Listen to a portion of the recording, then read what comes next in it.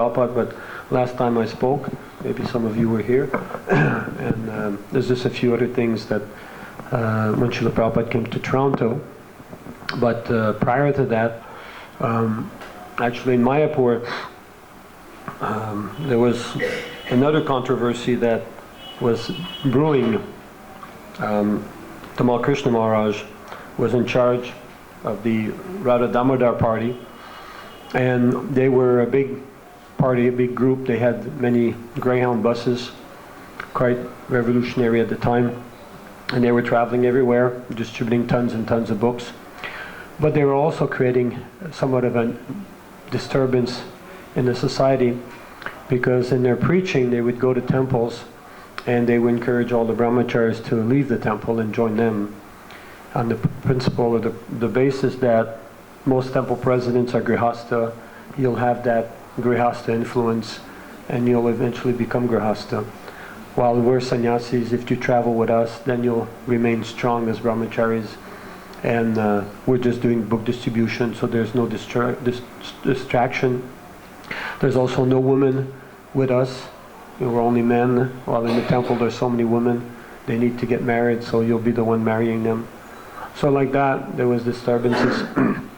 And it also was another disturbance, is that it was felt that some of the grihastas were also it was more maintenance to maintain grihastas. Brahmacharis, simple life, you give them a little space, that's all. But the grihasta life, they need an apartment, and then they have children, and so it becomes a burden on the society. So this was also the idea, the thought. So the idea was that many of practically all grihastas should just go out and get a job. And that was also annoying and disturbing to the society, which is practically now the situation. But in those days it was not very much appreciated. Prabhupada, that many temple presidents in Mayapur came and they complained to Prabhupada about this. So it came to a head, and Prabhupada dismantled the whole Radha Damodar party, and he told Tamal Krishna that his style of preaching wasn't good. So feeling that he had displeased Srila Prabhupada, he kind of nonchalantly, which means not very seriously, told Prabhupada, "Oh, I'm so useless, maybe I should just go to China." And there was nothing going on in China in those days. And Prabhupada, Prabhupada sometimes would take these things very seriously. So although he was just saying that, the next day Prabhupada called him in his room and told him that, "I think this is Krishna speaking, that you should go to China." And of course he wasn't very happy about that. He was shocked. He said, "No, Prabhupada, I was just joking. I wasn't serious about it." Prabhupada said, "No, I have understood that this is Krishna speaking and you're going to go to China." He said, "Yeah, but what about Radha Damodar and this, that?" He said, "I will take care of it." And finally Prabhupada removed him. So it was a big surrender for him. We can understand he was doing so much service.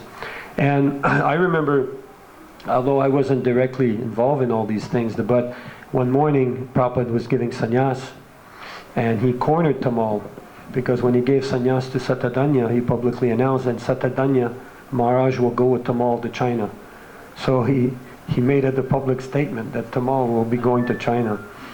So Prabhupada could be very heavy, and especially to his disciples that he felt could take it, that they were surrendered soul. Prabhupada could, and this is how preaching in China began, by this whole incident.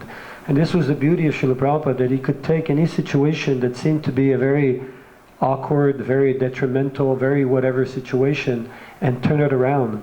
And we could see how Prabhupada was so above the modes. He wouldn't get caught up in the modes of nature, and he would always be above. Just like transcendental competition, he saw that us Westerners, we're very competitive. You grow up with sports, baseball, football, all these things, very competitive. And Prabhupada saw that as in the youthful disciples, that were very competitive.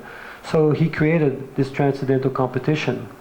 But he qualified it by saying that there should be no envy.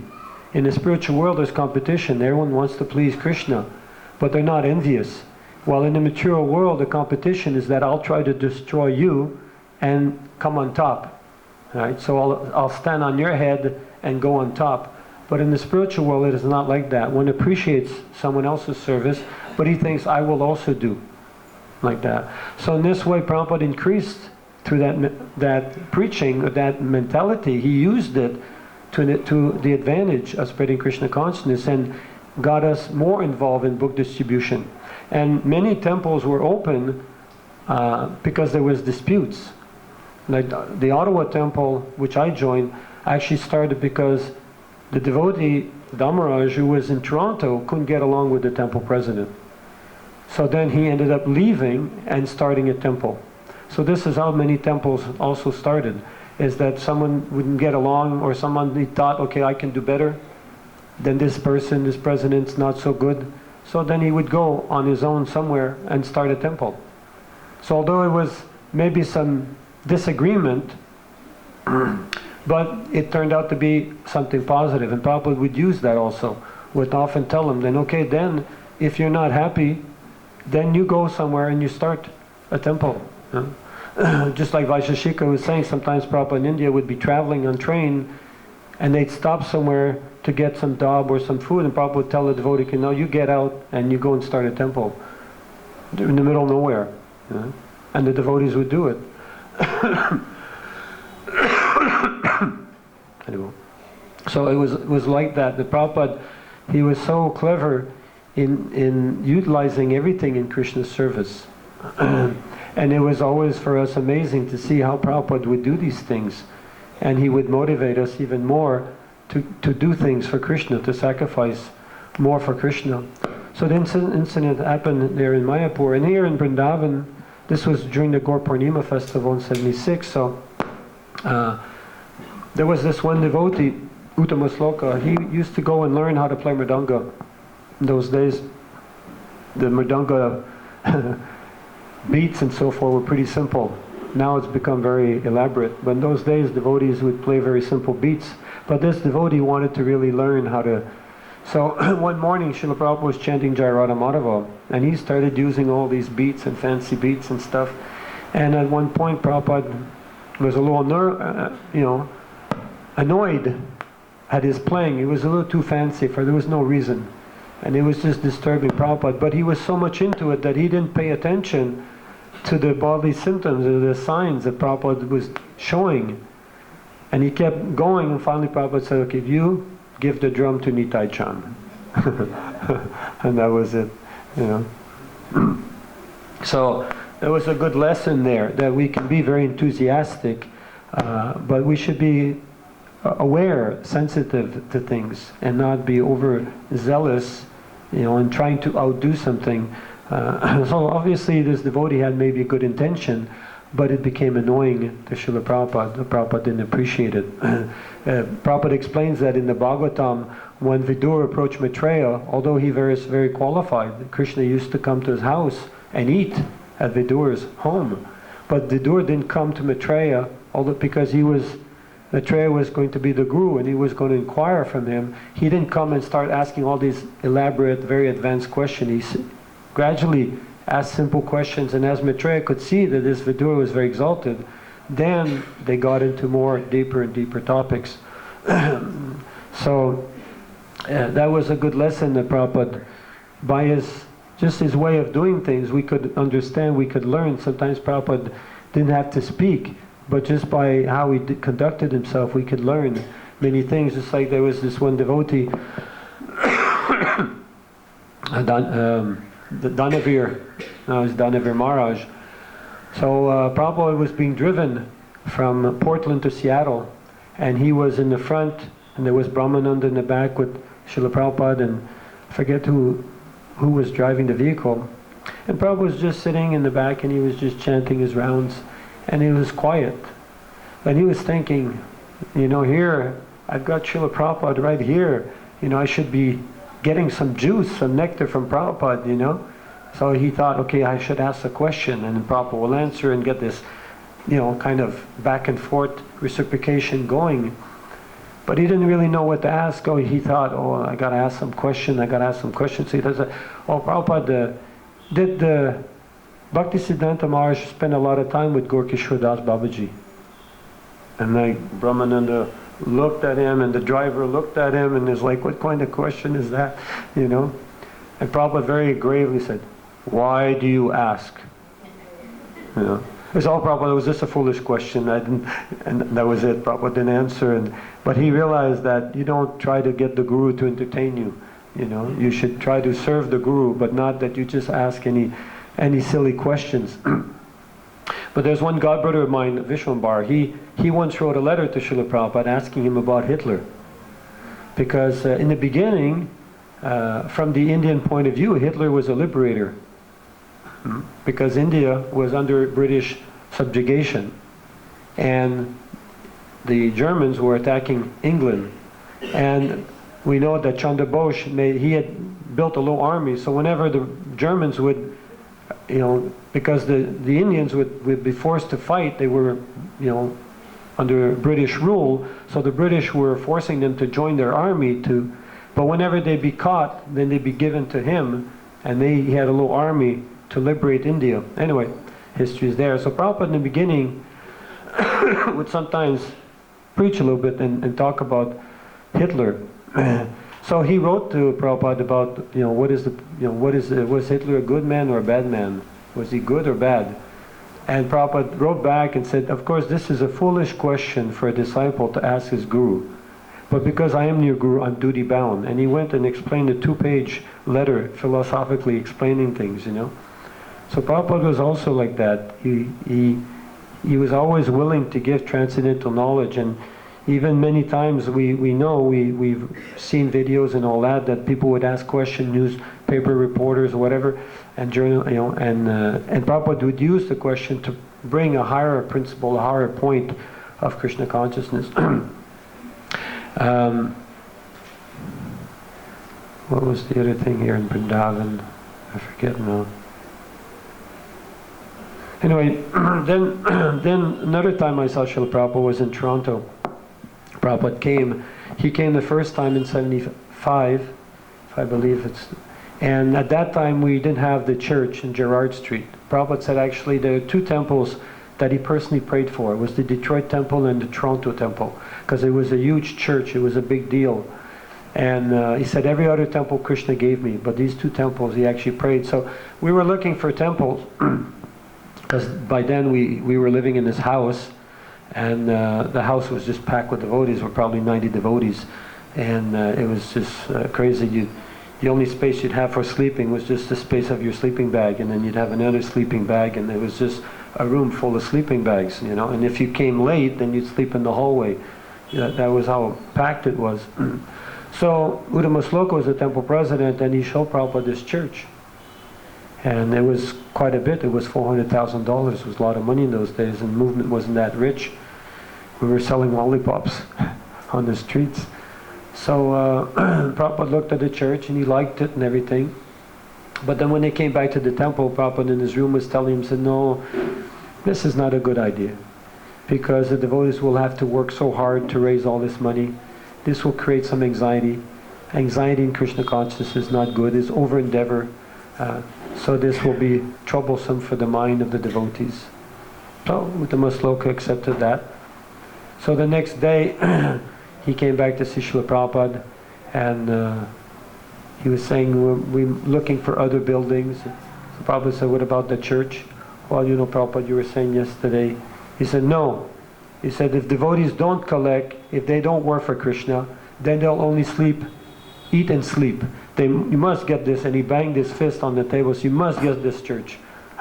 So it completely changed around 180 degrees. You know, at first it was too much. Now we had to get.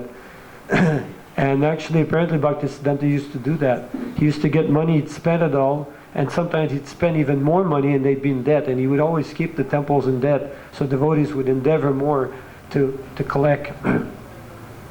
So, but this became a struggle, because the Christians we were a cult, and maybe to some extent still, but we definitely weren't established as we are now. We didn't have the big Indian congregation supporting us. So this was quite an embarrassment for the Christian church, that they were losing their church, and this was some cult, was buying their church. So they told us when we approached them, they said, no, we prefer burning it down than selling it to you.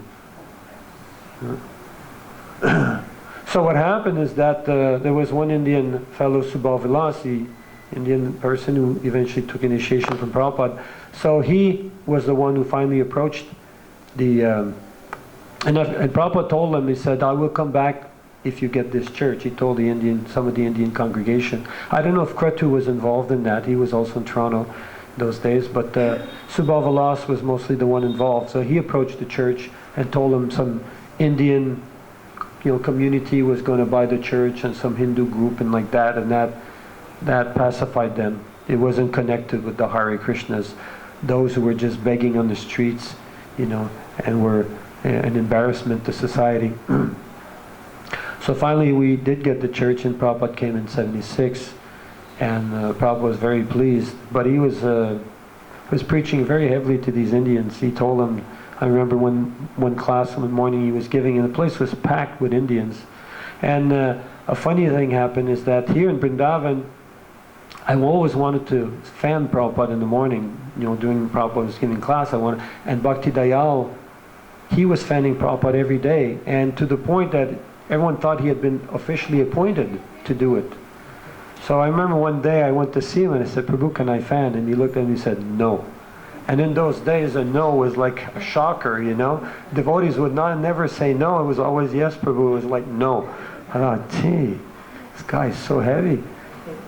So then in Toronto, one morning Prabhupada was giving class, and Ganesham, who became Bhakti Tirtha Maharaj, he was fanning Prabhupada. He was very austere. He would get up at 2 in the morning and chant 60 rounds or whatever. And he was fanning Prabhupada, and he was nodding out a bit. And I thought, okay, this is my cue. So I ran in front and I asked him, and he said yes. And he gave me the fan, so I ended up fanning Prabhupada a bit. And Prabhupada was very heavy. I remember he was saying that he was preaching to the Indians and telling them that now you've come to the West, if you become attached to your car or the opulence of the West, what is the difference between you and dogs? Dogs have 4 legs and you have 4 wheels. But if your business is just like the dogs, then what is the value? And he said, if you become so attached, you'll become cockroach. You'll become cockroach in your next life in the cars, like that. So it was very, very heavy. But then when Prabhupada got up off the Vyasa to walk, all the Indians just dove at Prabhupada's feet to the point where he was almost, so we had to pull them all off Prabhupada. He was almost tripping because they were so much into touching Srila Prabhupada's feet. And but Prabhupada, used them in the sense that he came in 75, and then he told them, if you get this church, I'll come back. So that was an incentive for them to really, and for us also, to work hard to get this church. And we finally got the church. And Prabhupada was very pleased. It was like, he had conquered the world. This was a huge, massive church on a very prominent area of Toronto, very rich area. Now it's probably worth 6 million or something. So, yeah, same place. And so Prabhupada was, but in the temple, that's where Prabhupada also, his teeth were always very loose, and he lost one tooth one day. The teeth was loose, so he kind of played with it and it fell. And then devotees were shocked. I mentioned that Prabhupada's disappearance festival, that devotees were shocked to lose a tooth. Man, it's like, how painful can that be? So we were all freaked out that, Prabhupada will bring you to a dentist, or we'll bring a dentist here. Prabhupada just was amused. And he gave the tooth to Harisari, who he still has. He had it, or coated with some resin or something like that. And then one morning Prabhupada was telling us, he was walking around and seeing the church and all that, and then he warned us. He said, now this big building, he said, it will require good management. And he said, if you don't keep it clean, there'll be rats. But you cannot kill them because you're feeding them. So Prabhupada warned us like that if you don't keep the place clean, if you don't pay attention, then there'll be rats.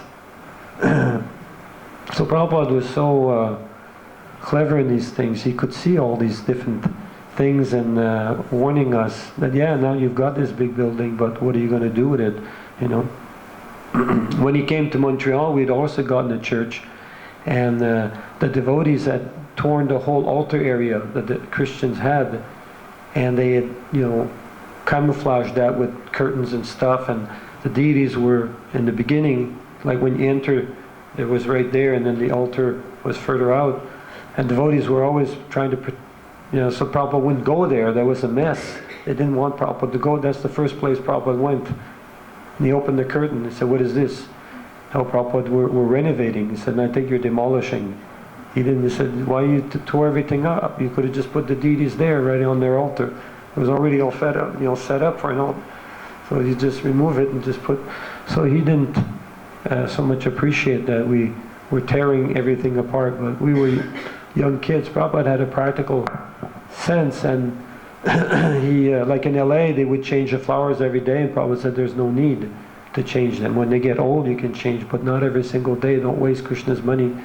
So Prabhupada was very frugal in that way. He could appreciate that we're working hard to make money, and we should always remember, and we know Prabhupada even here in Vrindavan, he noted every pice that he spent.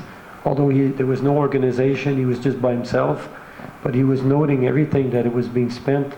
And he would often go and collect the paper himself to save some rupees rather than have it delivered, you know, when he was doing his Back to Godhead magazine. So Prabhupada could understand that everything is coming from Krishna and nothing should be wasted, and he explained that to us also, that he didn't like when lights are turned on unnecessarily. In Mayapur, because there were some springs that when you open the door would close, but it wasn't a soft close, or the bang, bang, and Prabhupada said, "What is this bang, bang? Every time I hear this bang, it breaks my heart." And also in Mayapur, there was the wall, and then the temple, Chandradhara Mandir, that was all that was there, and when I went there first year. And they had the latrines in just the walkway, just across from the walkway was there. So one day Prabhupada was taking his walk, and he stopped there, and it was all full of, you know, because there was a lack of water or something. And Prabhupada said, "What is this?" And they were trying to explain to Prabhupada, "Oh, well, we're lacking water, and that's why we couldn't flush the toilets." He said, "No." He said, "Because your consciousness is like this, therefore you can tolerate this. Otherwise, how could you tolerate it? How could you tolerate a situation like this?"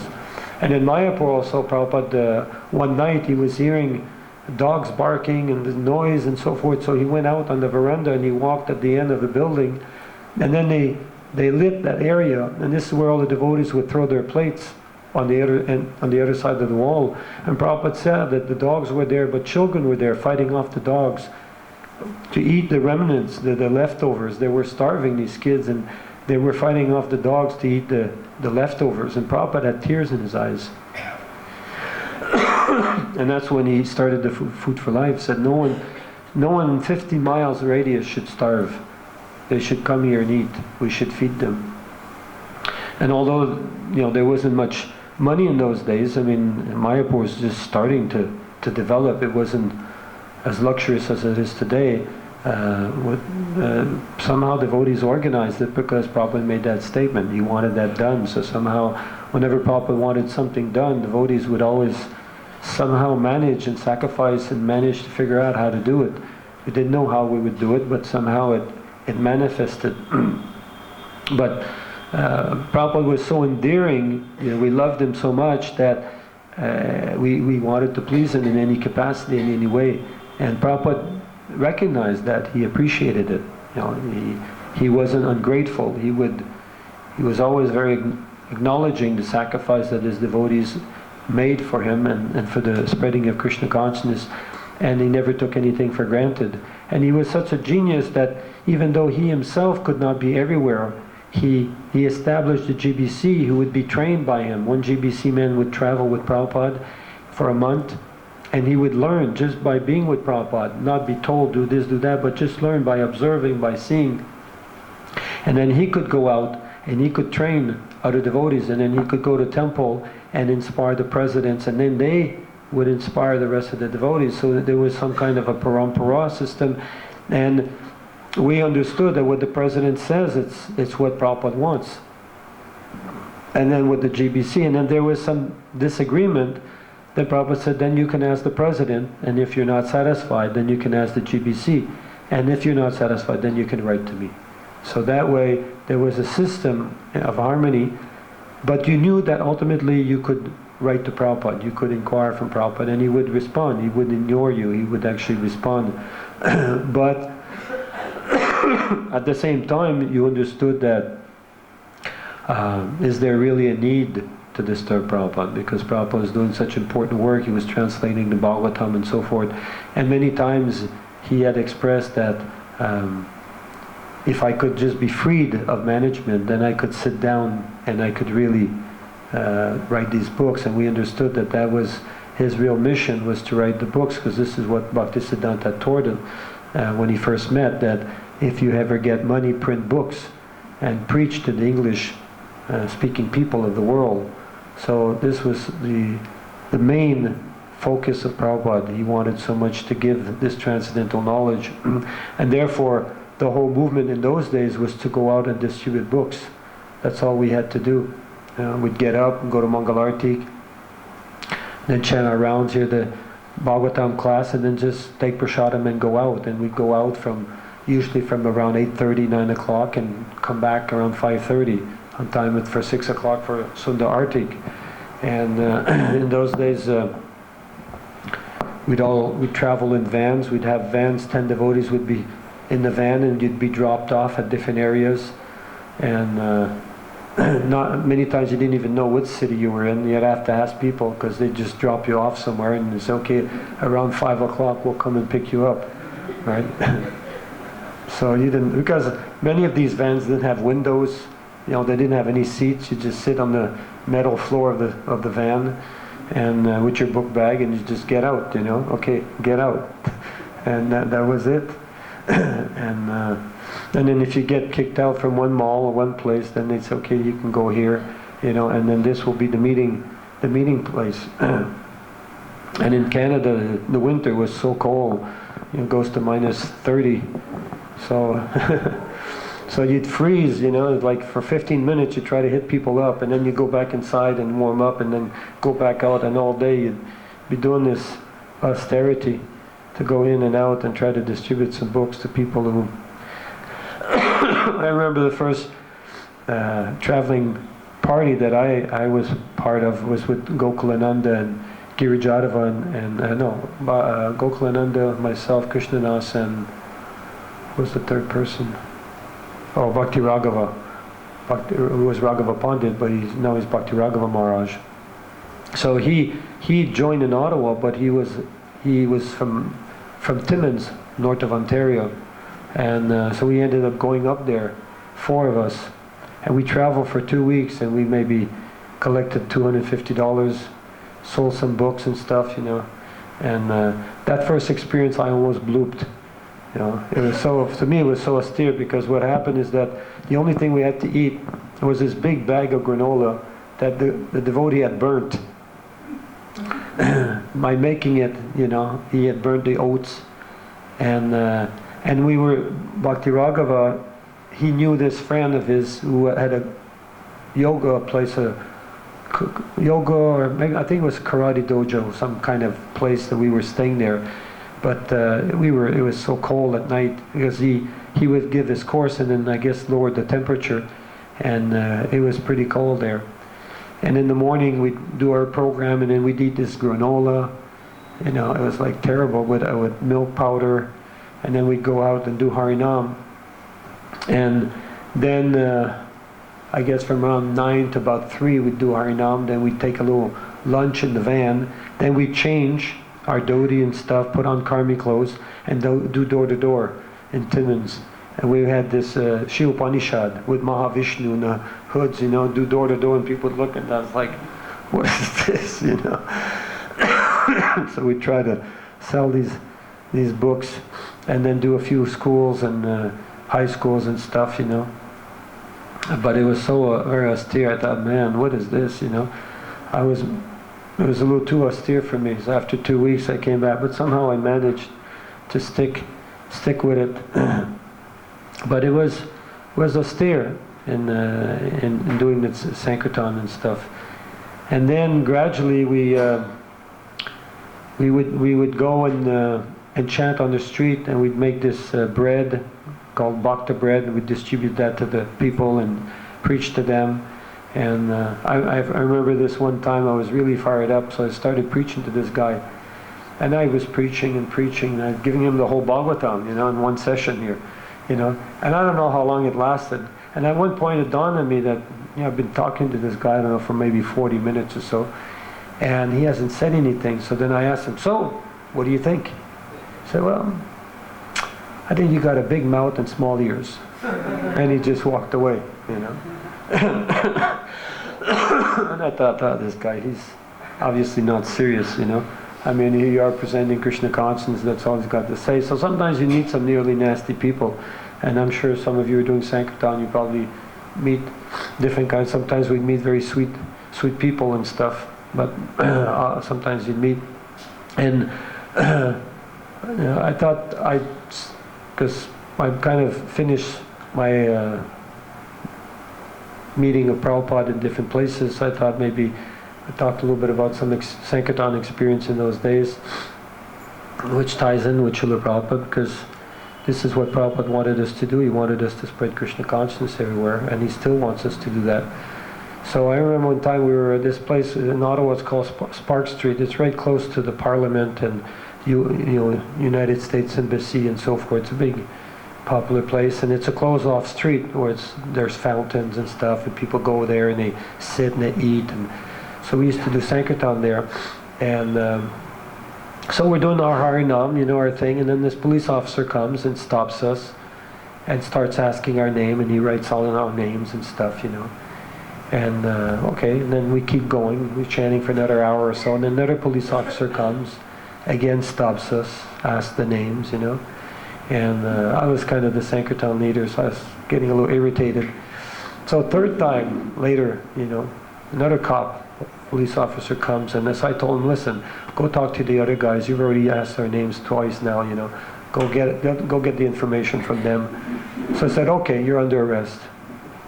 I think they just wanted to, maybe agitate us, whatever, to find an excuse. I said, okay, what's the reason you're arresting us? Disturbing the peace. I said, okay. But they didn't have anything to pick us up. They were just, police on the beat, walking. So they had to, there's 2 police officers at that time, so they escorted us to the corner where they're waiting for the, police cars to come and pick us up. So then I told the devotees, okay, let's just go wild here, make a scene to draw people. So then we just started dancing and spinning and chanting, and then a huge crowd started gathering. And some of them were starting, you pigs, and, of course, police are not always well liked. So these police officers were feeling they didn't know what to expect. Is the mob going to start jumping on us or whatever? And then we started preaching to the people that this is Canada, this is not like some, a communist country or atheistic country. This is freedom of religion, and we're only chanting names of God, and these police are arresting us, and this and that and so forth. Anyway, they did arrest us, and they brought us in jail, threw us in the jail for several hours and so forth. But later they had to, release us, and with citation that we had to appear in court the next day. So the next day we appeared in court, and when it came to our case, the judge said, so what is the case? What is the accusation? They said, disturbing the peace and this and that. So they asked us, what were you doing? So we're just chanting God's name. So they're chanting God's name. That's not a disturbance. Bang. And he quitted us. So we were free to leave. So then we went back to the spot we were on. And by then the newspaper and the TVs were there and all that. So we ended up passing on the late 11 o'clock news. The Hare Krishnas, they interviewed us, what are you doing, and so forth and so on. So in this way, these were little battles, that we were winning for Lord Chaitanya, because after that they couldn't arrest us anymore on the same charges. We had been acquitted, so they'd have to find some other charge. But they couldn't charge us for the same thing again. And because it had been thrown out of court, then the police didn't dare interfere anymore. So then we were free to chant. But also we also became a little thoughtful, and we thought maybe just the big cartels, and stuff, maybe we're all also annoying them a bit. So we started getting some mats like this, and adding a little exarage and a harmonium and different things like that to make it a little bit more musical for the people, and especially the store owners, so they wouldn't become annoyed and be more tolerant of us.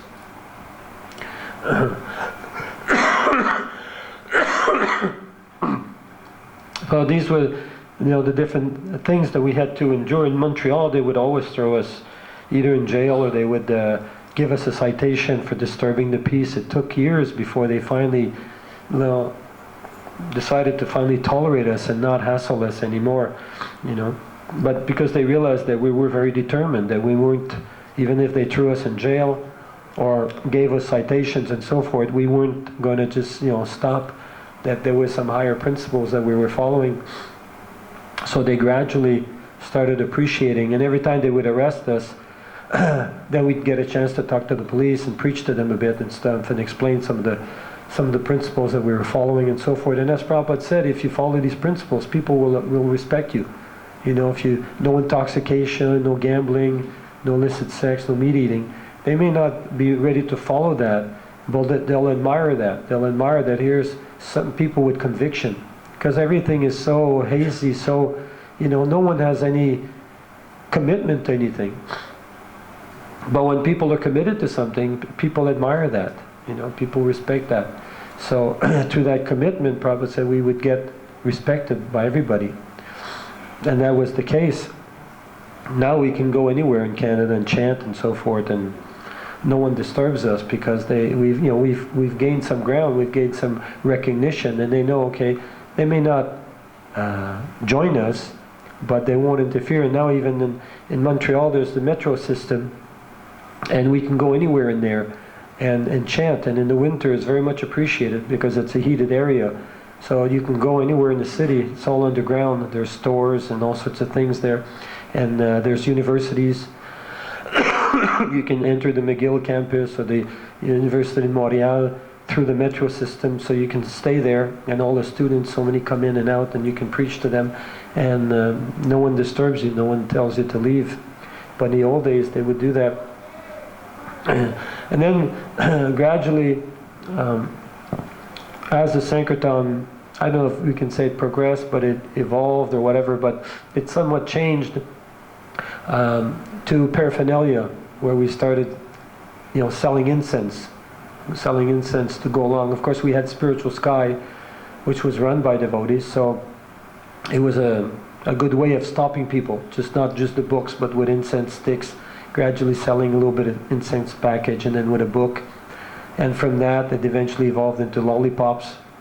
We used to offer the lollipops to the deities, and then we were distributing those.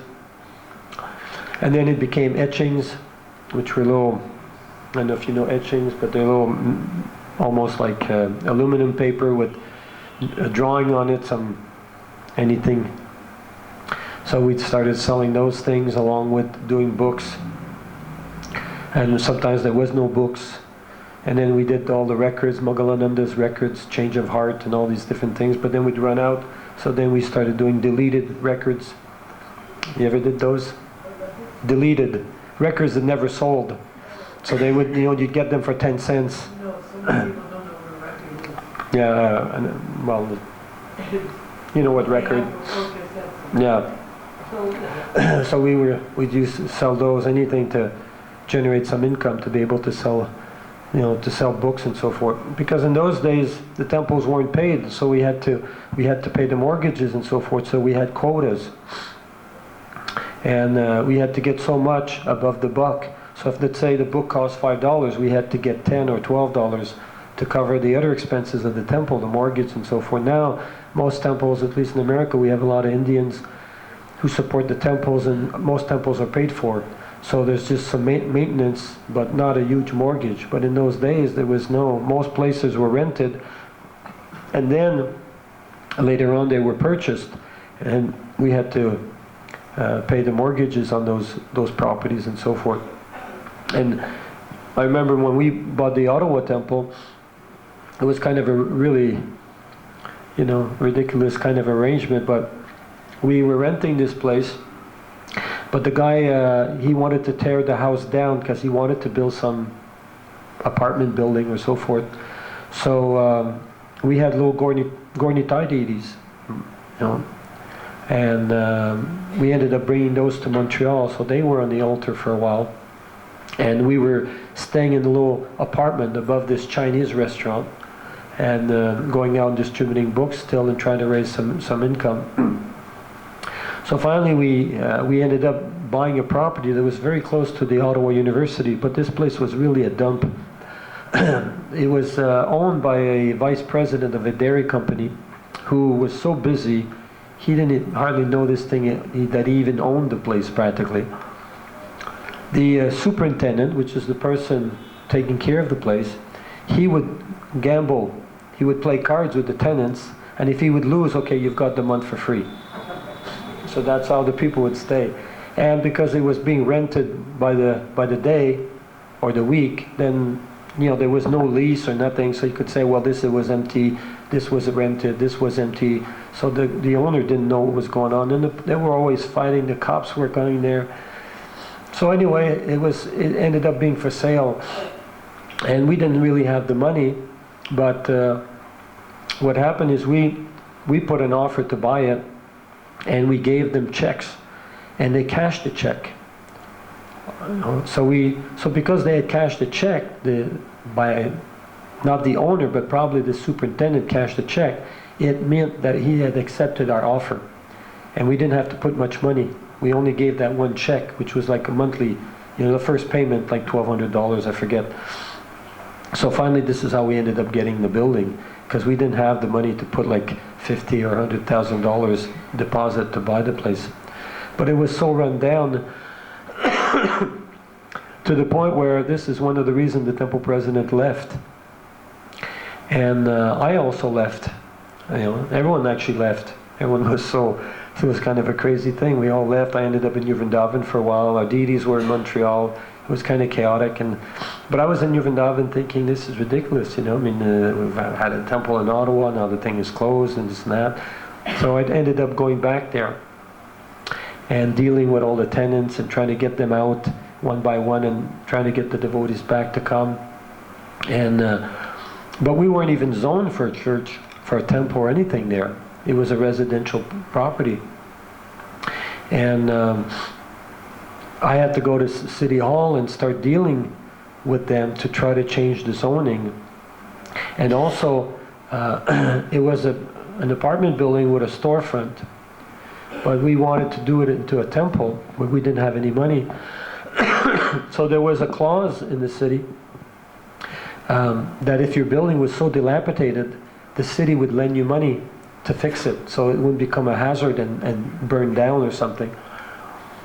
So somehow I was able to convince, one alderman in I don't know if the cities are all like that, but you had the mayor and you had 11 aldermen who were in charge of different zones, different areas of Ottawa, working conjointly with the mayor. And this fellow, he really liked us because somehow during the war he was in India. He was a pilot, and he had been to India, and he kind of liked the Indian culture. So he started, working with me favorably, and he started going to see the other fellows, his, associates, and working on our behalf and saying, we got to lend the money. This place is a dive.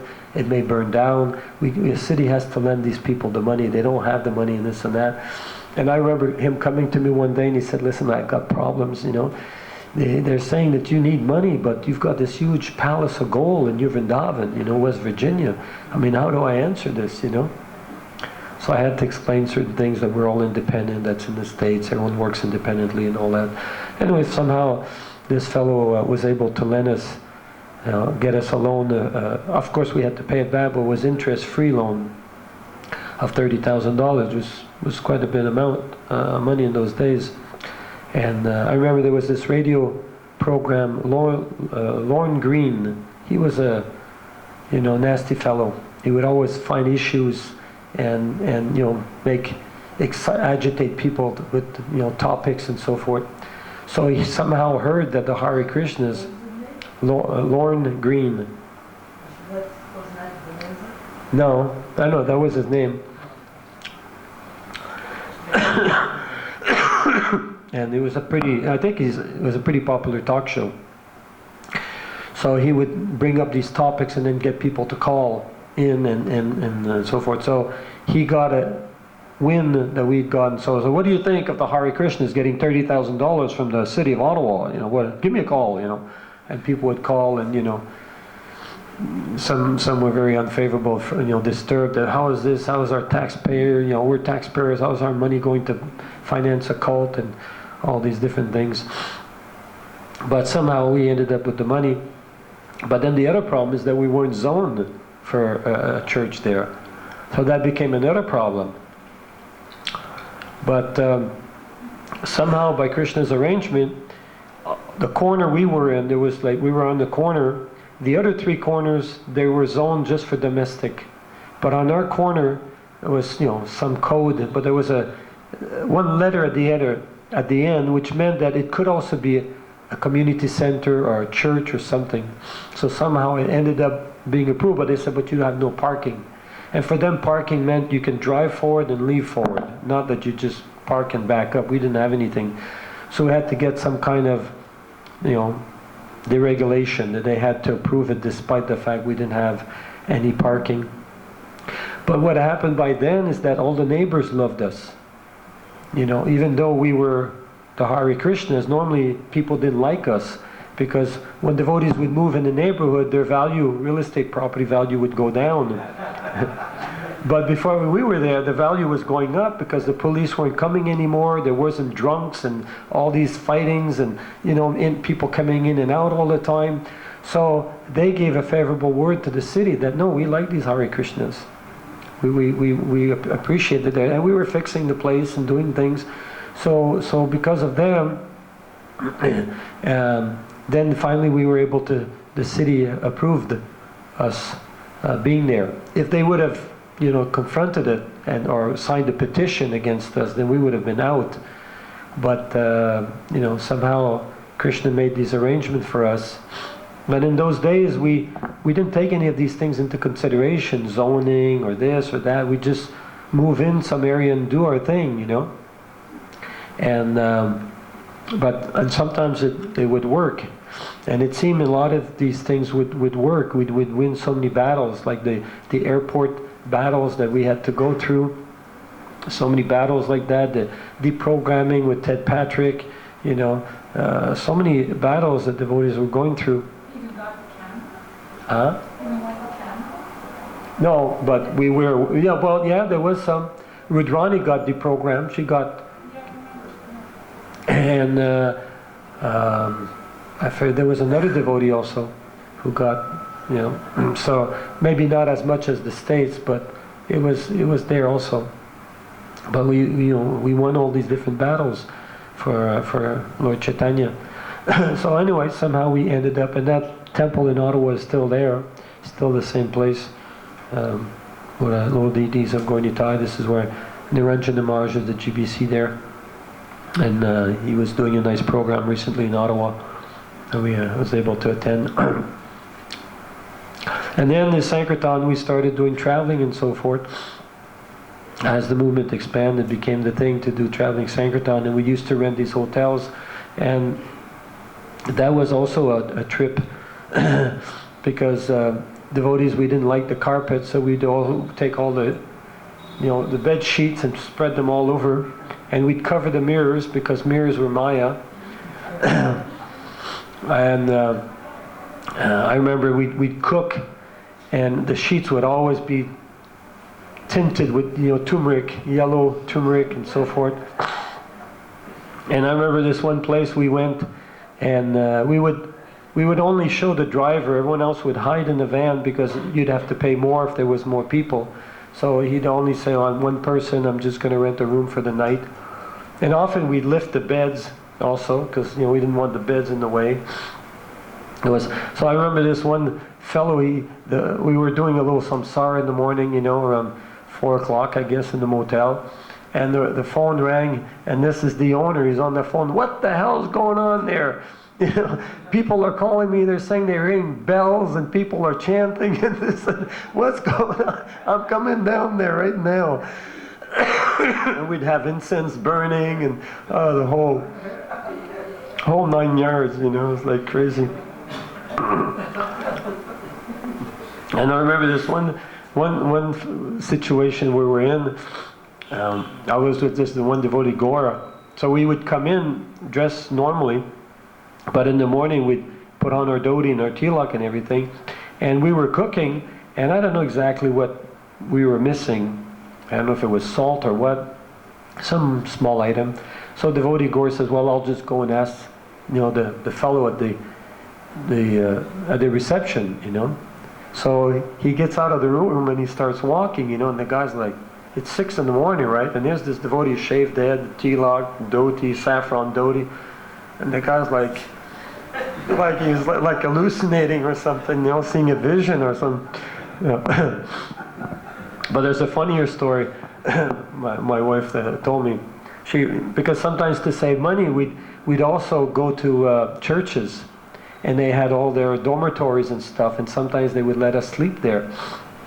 And then we'd go to the church in the morning and we'd chant our japa. So my wife was there one morning in one of the pews. She was sitting and just chanting, and she happened to have a blue sari on, right?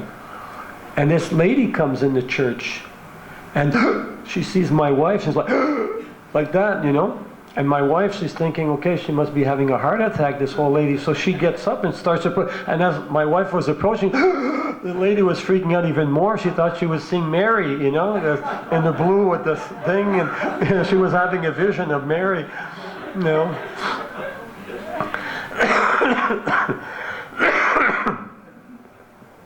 So, one time we were doing this traveling Sankirtan, and we were renting this one hotel, and the lady was very nice, and but she had gotten these new television and those, so she wanted to impress us with, so she showed us the new TVs and said, no, we don't need that, we don't listen to that. Okay, but we rented the room, and we had this one stove. It was an electric stove, a 2-burner stove, and this one devotee has passed away now, but Ramakeli, he was really into cooking, so somehow he thought this was made of wood, so he put the stove on top of the TV and he started cooking and everything. So after the cooking and everything, he lifted the stove, and the whole top of the TV had melted. You could see the transistors inside, and everything is like, oh my God, So I told the devotees, let's back up and leave, But it's my nature. But the Krishna said, no, we can't leave. They got the driver's license and different things. So we had to go and see the lady. She said, oh, it's not a problem. A nice lady said, no problem. My insurance will cover that. He said, you should have told me that you wanted to cook. I'll give you a nice table. So she gave us this card table that unfolds, So we cooked the next day with that, but I don't know if you know these card tables, it's like a very thin layer of plywood. So the whole thing buckled, It was a mess. So anyway, we ended up leaving that place. We did some Sankirtan, distributed books and so forth, and we ended up going to another city, Sherbrooke. And again, we rented. But on the way, I saw a furniture shop. And they had these wooden planks to protect the furniture when they moved them, crates and stuff. So I thought, okay, what I'll do is I'll put the wooden planks, and we'll put the stove on top, and that will insulate it. So we put that on one of the dressers, put the planks and cook and everything. But what happened is that the heat heated up the planks, and the sap of the wood leaked all underneath. So it was like glue, the planks had glued to the, oh boy. So all these different things would happen when we do some Sankirtan. We'd get sometimes into trouble. Yeah, the water. No, yeah, there's water here. It's just I've got a cold, unfortunately, and that's the problem. But we'd go everywhere. We'd go up north and up all the way. If you know Canada, you can go up all the way to Chibougamau, Chicoutimi. These are Chibougamau, Chicoutimi. These are practically native reserves. They've become cities, but they were all native reserves at one point. And we go there and do door to door, to the point where we'd get little maps from cities, and we'd do every little door to door. We'd do farm roads, stop at every farm, and although they were isolated, they were very pious, these people, because they didn't see that many people, so they often would take books and everything. They weren't so arrogant as the city people. City people are exposed to so many things. Anyway, in this way, there was different spreading of Krishna consciousness and distributings of books and so forth. And hopefully Srila Prabhupada was pleased by these endeavors. And of course now, after being married for so many years, I haven't been doing much book distribution, but now my wife retired recently as a teacher. So we're the full circle, we'll go back into doing distribution of books and get more involved in that. And that's our plan, to start distributing, go back and distributing books and so forth. And hopefully, at least this time, we won't have any quotas. So we can finance the books ourselves, and because we've somehow, like Krishna's arrangement, been able to generate some income.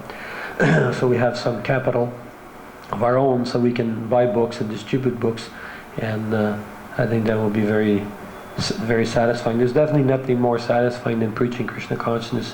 And then one of you who've done that, who experienced that, there's nothing. It's sometimes challenging depending who you're preaching in the circumstance, but at the same time, it's the most rewarding, because when you meet people who are ready for Krishna consciousness, and they're taking a book and they're really soaking it in, it is so satisfying to see the person taking to Krishna consciousness.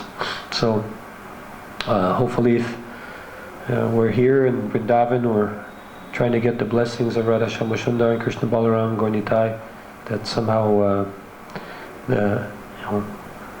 man proposes and God disposes. So we'll have to see if Krishna will be kind to us to let us preach and distribute books.